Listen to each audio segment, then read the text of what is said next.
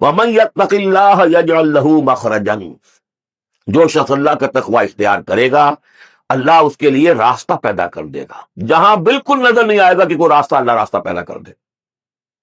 بالکل نظر نہیں آ رہا تھا موسیٰ کے ساتھیوں کو کہ اب کیسے بچیں گے، پیچھے لشکر آگے، آگے سمندر ہے، اللہ نے راستہ پیدا کیا۔ خود حضرت ابو بکر کا جو حال ہو گیا تھا کہ حضور اگر انہوں نے ذرا بھی دیکھ لیا، نیچے اپنے قدموں کی طرف بھی نگاہ ڈالی تو ہم نظر آ جائیں گے، آپ نے فرمایا لا تحزن ان اللہ معنا، راستہ نکالتا اللہ۔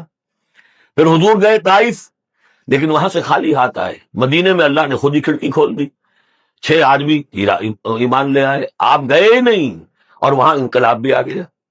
عظیم، اس اعتبار سے اللہ مخرج پیدا کرتا ہے۔ تم صحیح طریقے پر چلتے رہو، تقوی اختیار کرو، صحیح راستے پر جد و جہد کرو، یہ کام اللہ پر چھوڑو۔ کب اسے منظور ہے اس کا کامیاب ہونا؟ جب ہوگا وہ راستہ ایسا کھول دے گا کہ تمہیں گمان بھی نہیں ہوگا۔ وَيَرْزُقْهُ مِنْ حَيْثُ لَا يَحْتَسِبُ، اور اسے رزق دے گا وہاں سے جہاں سے اسے گمان بھی نہیں ہوگا۔ اقامت دین کی جد و جہد ہو، غلبہ دین کی جد و جہد ہو، اپنے آپ کو ان صلاتی و نسکی و محیایا و مماتی اس کا فیصلہ کرنا ہو، تو سب سے بڑی رکاوٹ آتی کھائیں گے کیا؟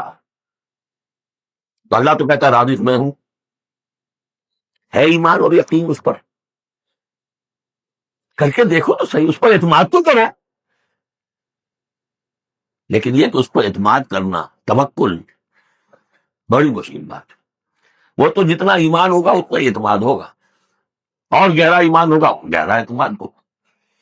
وَمَن يَتَّقِ اللَّهَ يَجْعَل لَّهُ مَخْرَجًا وَيَرْزُقْهُ مِنْ حَيْثُ لَا يَحْتَسِبُ وَمَن يَتَوَکَّلْ عَلَى اللَّهِ فَهُوَ حَسْبُهُ۔ یہ تو ابھی تقوی والے کی بات ہے کہ وہ وہاں سے رزق دے گا جہاں سے اسے ملے گا بھی نہیں، اور جس نے اللہ پر توکل کر لیا تو وہ اس کے لیے بہت کافی ہو جائے گا۔ توکل کر کے تو دیکھو، حسبہ، وہ اس کے لیے کافی ہے۔ یہاں تک فرمایا ہے حدیث میں من کان فی حاجت اخیہ کان اللہ فی حاجتہ، اگر کوئی مسلمان اپنے کسی بھائی کی ضرورت پوری کرنے میں لگ رہا ہے، اپنا وقت صرف کر رہا ہے، اللہ اس کی ضرورت پوری کرنی شروع کر دیتا۔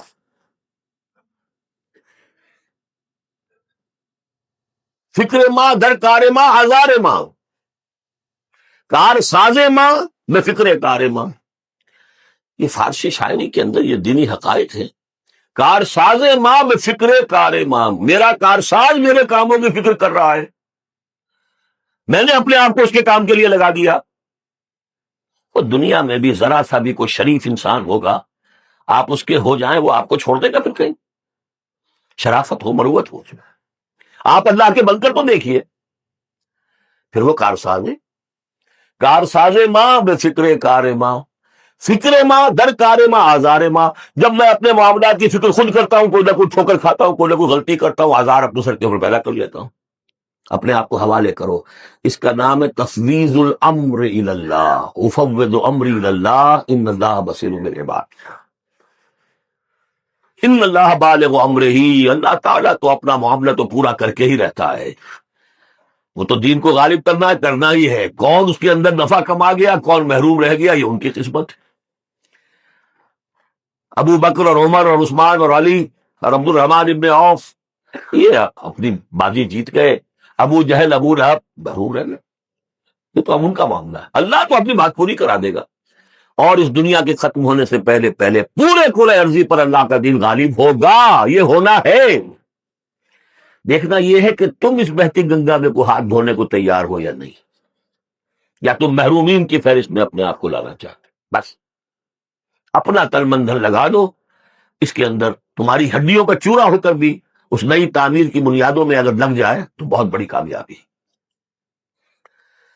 قد جعل اللہ لکل شیء قدرا، بہت عمدہ مقام ہے، اللہ نے ہر چیز کے لیے ایک اندازہ مقرر کیا ہوا ہے، کب اللہ کی مدد آئے گی یہ بھی اس نے طے کیا ہوگا۔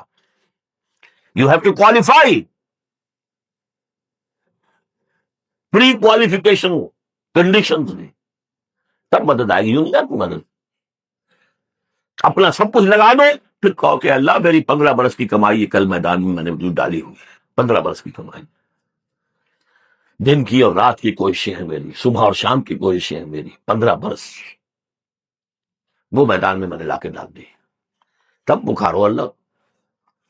اپنا مال بچا کے رکھنا ہے، اپنی مستقبل کو بھی بچانا ہے، اپنی اولاد کو بھی بچانا ہے، اور اللہ کا دین غالب ہو جائے، کہیں نام لکھا کے کسی جماعت میں شامل ہو کر بڑا تین مار دیا، گویا کہ اللہ تعالیٰ تو جانتا ہی نہیں۔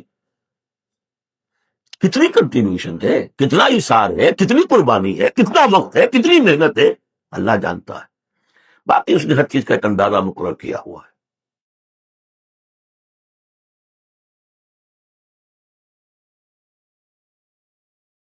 Like and subscribe for more videos.